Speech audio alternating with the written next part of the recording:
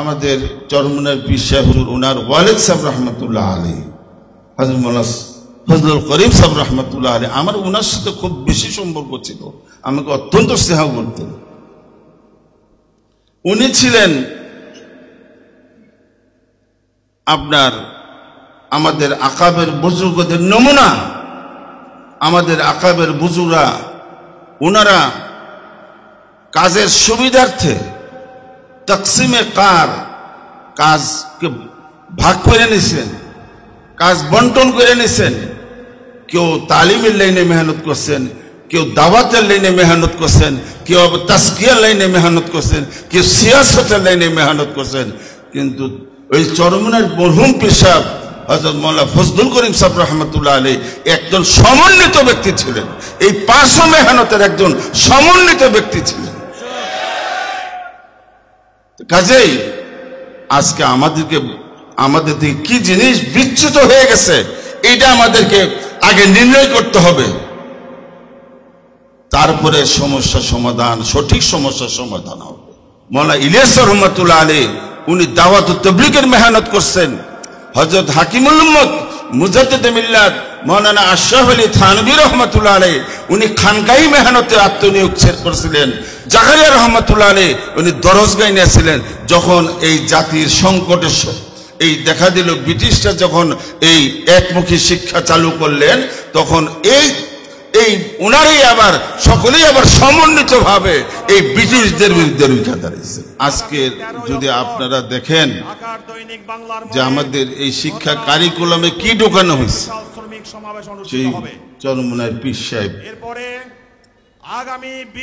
উনি দায়িত্বহীন ভাবে এটা উনি প্রতিবাদ করছে, আমরাও করছি, কিন্তু ওনার প্রতিবাদটা এটা বেশি ক্রিয়াশীল হয়েছে। আজকে যদি এই মাদ্রাসাগুলো উপরে যেভাবে তারা এই টার্গেট নিয়ে কাজ করতেছে,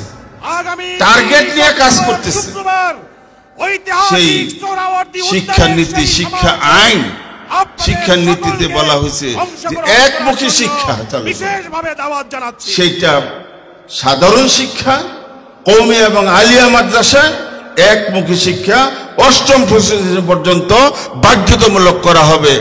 যদি এই বাধ্যতামূলক এই প্রাথমিক শিক্ষা যদি চালু করা হয়, তাহলে আমাদের এই প্রজন্ম তারা ঈমান ইসলাম শিখবে কোথায়, কোরআন শিখবে কোথায়, হেফজ করবে কিভাবে, নজরানা পড়বে কিভাবে? আমাদের তো এইটা নিয়েও ভাবতে হবে।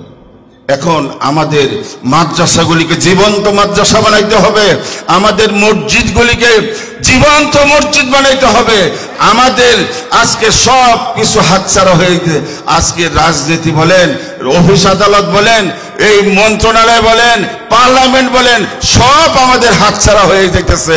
এখন গায়রে হকদের কাছে চলে যাচ্ছে। এখন মসজিদের মিম্বর আর মেহরাব এইটার মধ্যে শৃঙ্খলিত করে ফেলাইছে। কি খুতবা ইমাম সাহেব দিবে, কি বয়ান করবে, কে কোথায় কি বয়ান করবে, আজকে এইটার মধ্যে তারা খবরদারি করতেছে।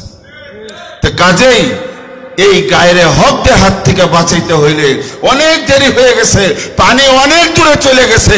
এখনো আমাদের সচেতন হইতে হবে, সতর্ক হইতে হবে। তু নেহি হে ইস জাহাঁ মে মুহ ছুপানে কে লিয়ে, তু হে দুনিয়া ভর কে সৌতোं को জাগানে কে লিয়ে। জাতীয় উলামা মাশায়েখ আইম্মা পরিষদের উদ্যোগে আজকের এই উলামা মাশায়েখ সম্মেলনের মোহতারাম সভাপতি, আজকের এই মাহফিলের মধ্যমণি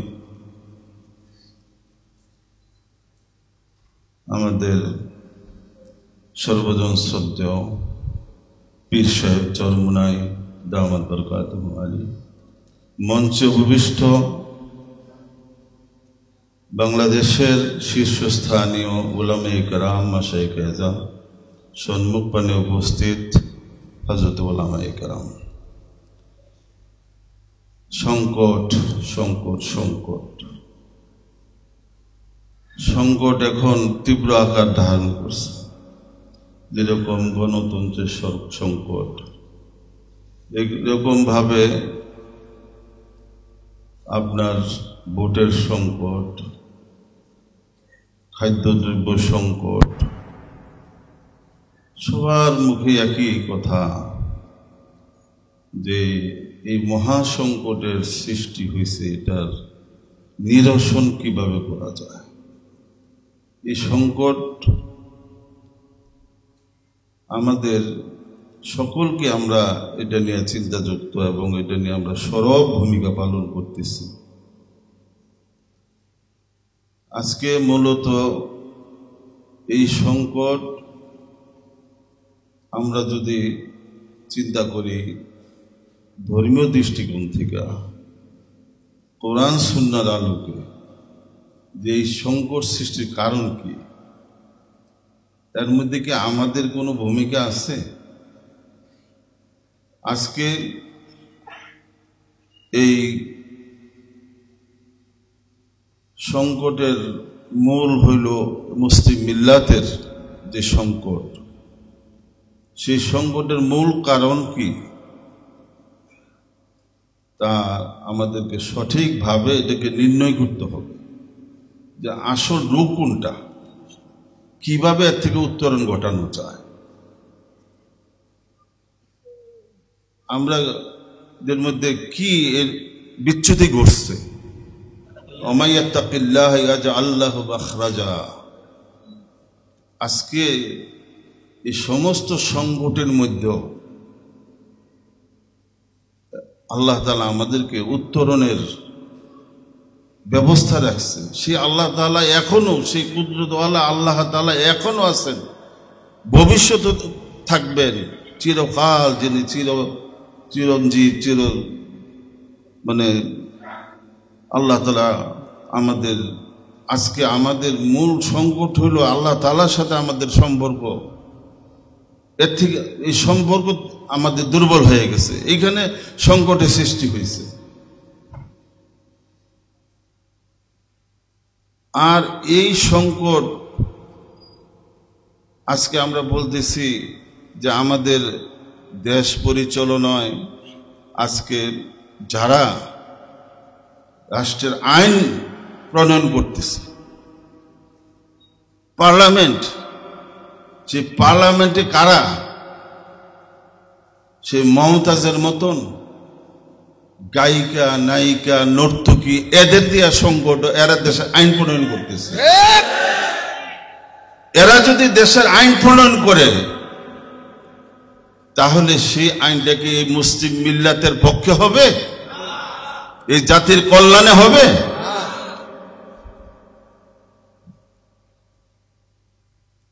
দেশ স্বাধীন হয়েছে 52 বৎসর। এই 52 বৎসরে 60টা শিক্ষা কমিশন হয়েছে। ডক্টর কুদরতে খোদা শিক্ষা কমিশন, তারপরে প্রায় প্রতি সরকারের আমলেই কোনো না কোনো শিক্ষা কমিশন আছে। প্রত্যেকটা শিক্ষা কমিশন, যারা ওই শিক্ষা কমিশনের, যাদেরকে আপনার কমিশনের সদস্য করা হয়েছে, তাদের অবস্থাটা কি, তাদের মন মানসিকতা কি, তো তারা কোথায় পড়াশোনা করছে, তাদের দ্বীনি চেতনা তো দূরের কথা, না তাদের মধ্যে কোনো ইসলামের কোনো এলেম আছে, না কোনো আমল তাদের মধ্যে আছে। তারা সেই বিদেশি প্রভুদের, সেই আপনার মোসাদ, সেই ইহুদি খ্রিস্টান, তাদেরই চিন্তা চেতনা বাস্তবায়ন করছে। আমাদের শিক্ষা ব্যবস্থা, শিক্ষা কারিকুলামে এই 52 বৎসরে একজন শিক্ষা কমিশনে কোনো একজন আলেমকে রাখা হয়নি। আজকে সেই আমাদের শিক্ষা কারিকুলাম, শিক্ষা নীতি, আজকে যদি আপনারা দেখেন যে আমাদের এই শিক্ষা কারিকুলামে কি ঢোকানো হয়েছে, সেই চরমনার পীর সাহেব, উনি দায়িত্বহীন ভাবে এটা উনি প্রতিবাদ করছে, আমরাও করছি, কিন্তু ওনার প্রতিবাদটা এটা বেশি ক্রিয়াশীল হয়েছে।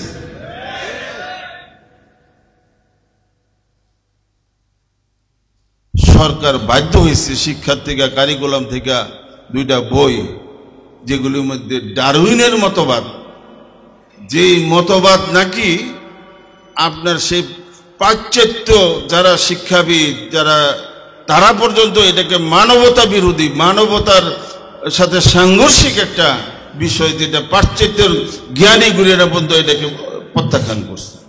আর সেই বাংলাদেশে 92% মুসলমানের দেশে কোন সাহসে তারা সিলেবাসের মধ্যে এটা ঢুকাইছে, কোন সাহসে কারিকুলামের মধ্যে ঢুকাইছে? সেই সিলেবাস সেই কারিকুলাম থেকে এটা বাদ দেওয়ার পরেও আমি মোহতারাম পীর সাহেবকে দেখাইছি, দেখান হুজুর এখনো এই সমস্ত বিষয়গুলো আমাদের পাঠ্যপুস্তকে আছে, যেগুলি আমাদের দেশে উঠতি বয়সের কিশোর কিশোরীদেরকে যদি সেই সহশিক্ষা এই প্রতিষ্ঠানে পাঠদান করা হয়, তাহলে তারা নির্লজ্জ বেহায়া হয়ে যাবে, তাদের চরিত্র ধ্বংস হয়ে যাবে। এখনো পর্যন্ত এগুলি পাঠ্যপুস্তকে রয়ে গেছে। কাজেই মূল সমস্যাটা আমাদের আজকে যদি এই দিনী মাদ্রাসাগুলো, এগুলি দিনের দুর্গ, এগুলি দিনের ক্যান্টনমেন্ট, ওইখান থেকে উলামায়ে কেরাম সৃষ্টি হয়। আজকে যদি এই মাদ্রাসাগুলোর উপরে যেভাবে তারা এই টার্গেট নিয়ে কাজ করতেছে, সেই শিক্ষানীতি, শিক্ষা আইন, শিক্ষানীতিতে বলা হয়েছে যে একমুখী শিক্ষা চালু করা হবে। সেইটা সাধারণ শিক্ষা, কওমি এবং আলিয়া মাদ্রাসা একমুখী শিক্ষা 8ম পর্যন্ত বাধ্যতামূলক করা হবে। যদি এই বাধ্যতামূলক এই প্রাথমিক শিক্ষা যদি চালু করা হয়, তাহলে আমাদের এই প্রজন্ম তারা ঈমান ইসলাম শিখবে কোথায়, কোরআন শিখবে কোথায়, হেফজ করবে কিভাবে, নজরানা পড়বে কিভাবে? আমাদের তো এইটা নিয়েও ভাবতে হবে। আমি কথা লম্বা করব না। মাশাআল্লাহ, জাতীয় উলামা মাশায়েখ আইম্মা পরিষদ আমার অনেকগুলি বিষয় দেখছে, ওনাদের সাথে সামঞ্জস্য অনেকগুলি বিষয় এটার মধ্যে এসে গেছে। এই যে ট্যাক্সের যে বিষয়টা, এই বিষয়টা ওনারা আনছেন, এবং আমাদের দেশের যে কওমি না যে ওয়াকফ আইন আছে, এটা একটা নিবর্তনমূলক আইন। সেই আইনের দ্বারা যে কোনো সময় এই সমস্ত মাদ্রাসা মসজিদগুলি আপনি প্রতিষ্ঠা করছেন, যে কোনো সময় এগুলি আপনার থেকে তাদের অযাচিত হস্তক্ষেপ করে এগুলো আপনার থেকে নিয়ে সেই আপনার লোভী প্রতারক যারা আত্মসাৎ করে তাদের হাতে দিয়ে দিতে পারে। যাই হোক, আমি আমাদের চরমনার পীর সাহেব হুজুর ওনার ওয়ালিদ সাহেব রহমতুল্লাহ আলাইহি, হযরত মাওলানা ফজলুল করিম সাহেব রহমতুল্লাহ আলাইহি, আমার ওনার সাথে খুব বেশি সম্পর্ক ছিল, আমাকে অত্যন্ত স্নেহ করতেন। উনি ছিলেন আপনার আমাদের আকাবের বুজুর্গদের নমুনা। আমাদের আকাবের বুজুর্গরা ওনারা কাজের সুবিধার্থে তাকসিমে কাজকে ভাগ করে নিয়েছেন, কাজ বন্টন করে নিয়েছেন। কেউ তালিমের লাইনে মেহনত করছেন, কেউ দাওয়াতের লাইনে মেহনত করছেন, কেউ তাসকিয়ার লাইনে মেহনত করছেন, কেউ সিয়াসতের লাইনে মেহনত করছেন। কিন্তু ওই চরমনার মরহুম পীর সাহেব হযরত মাওলানা ফজলুল করিম সাহেব রহমতুল্লাহ আলাইহি একজন সমন্বিত ব্যক্তি ছিলেন, এই 500 মেহনতের একজন সমন্বিত ব্যক্তি ছিলেন। কাজেই আজকে আমাদের থেকে কি জিনিস বিচ্যুত হয়ে গেছে, এটা আমাদেরকে আগে নির্ণয় করতে হবে, তারপরে সমস্যা সমাধান, সঠিক সমস্যার সমাধান হবে। এই জন্য ভাইরা আমার, আজকে এইখানে আপনারা অনেক সময় যাবত আছেন, অনেক উলামা মাশায়েখ ওনারা অত্যন্ত গুরুত্বপূর্ণ আলোচনা পেশ করছেন। কিন্তু আমাদের আরেকটা জিনিস লক্ষ্য রাখতে হবে, যখন এই ব্রিটিশরা বাধ্যতামূলক প্রাথমিক শিক্ষা আইন কইরা যখন প্রাথমিক শিক্ষা বাধ্যতামূলক করলো, মক্তব মাদ্রাসা হেফজখানাগুলি যখন বন্ধ হয়ে গেল, তখন আবার ওই যে এক একজন এক এক কাজের যারা নিয়োজিত ছিলেন, হযরত মাওলানা ইলিয়াস রহমাতুল্লাহ আলাইহি উনি দাওয়াত ও তাবলীগের মেহনত করছেন। হযরত হাকিমুল উম্মত মুজাদ্দিদ মিল্লাত মাওলানা আশরাফ আলী থানভী রহমাতুল্লাহ আলাইহি উনি খানকাহি মেহনতে আত্মনিয়োগ করছিলেন। হযরত শাইখুল হাদিস হযরত জাকারিয়া রহমাতুল্লাহ আলাইহি উনি দরজগায় নিয়েছিলেন। যখন এই জাতির সংকটের এই দেখা দিল, ব্রিটিশরা যখন এই একমুখী শিক্ষা চালু করলেন, তখন এই ওনারাই আবার সকলেই আবার সমন্বিত ভাবে এই ব্রিটিশদের বিরুদ্ধে রুখে দাঁড়িয়েছে। কাজেই আমি আপনাদের এই আইম্মা জাতীয় উলামা মাশায়েখ আইম্মা পরিষদ ওনাদের কাছে এইটাই প্রত্যাশা করি, এখন আমাদের মাদ্রাসাগুলিকে জীবন্ত মাদ্রাসা বানাইতে হবে, আমাদের মসজিদগুলিকে জীবন্ত মসজিদ বানাইতে হবে। আমাদের আজকে সব কিছু হাতছাড়া হয়ে গেছে। আজকে রাজনীতি বলেন, অফিস আদালত বলেন, এই মন্ত্রণালয় বলেন, পার্লামেন্ট বলেন, সব আমাদের হাতছাড়া হয়ে যেতেছে। এখন গায়রে হকদের কাছে চলে যাচ্ছে। এখন মসজিদের মিম্বর আর মেহরাব এইটার মধ্যে শৃঙ্খলিত করে ফেলাইছে। কি খুতবা ইমাম সাহেব দিবে, কি বয়ান করবে, কে কোথায় কি বয়ান করবে, আজকে এইটার মধ্যে তারা খবরদারি করতেছে। তো কাজেই এই গায়রে হকদের হাত থেকে বাঁচাইতে হইলে অনেক দেরি হয়ে গেছে, পানি অনেক দূরে চলে গেছে। এখনো আমাদের সচেতন হইতে হবে, সতর্ক হইতে হবে। তু নেহি হে ইস জাহাঁ মে মুঁহ ছুপানে কে লিয়ে, तू है दुनिया भर के सौतों को जगाने के लिए। वादाए गालाबा है, वादाए गालाबे कुरान में, फिर तू जो गालिब नहीं उसे का सर ईमान में। आज के আমাদেরকে আত্মসমালোচনা করা দরকার, আত্মনিয়ন্ত্রণ করা দরকার, আত্মশুদ্ধি করা দরকার। আত্মশুদ্ধির পরে এই রকম ভাবে যখন আমরা কাজ করব, তখন আমাদের মধ্যে ইখতিলাফের পরিবর্তে আমাদের মধ্যে ইত্তেফাক পয়দা হবে। আল্লাহ পাক আমাদেরকে বুঝার আমল করার তৌফিক দান করেন। ওয়া আখিরু দাওয়ানা আলহামদুলিল্লাহি রাব্বিল। আসসালামু আলাইকুম ওয়া রাহমাতুল্লাহ।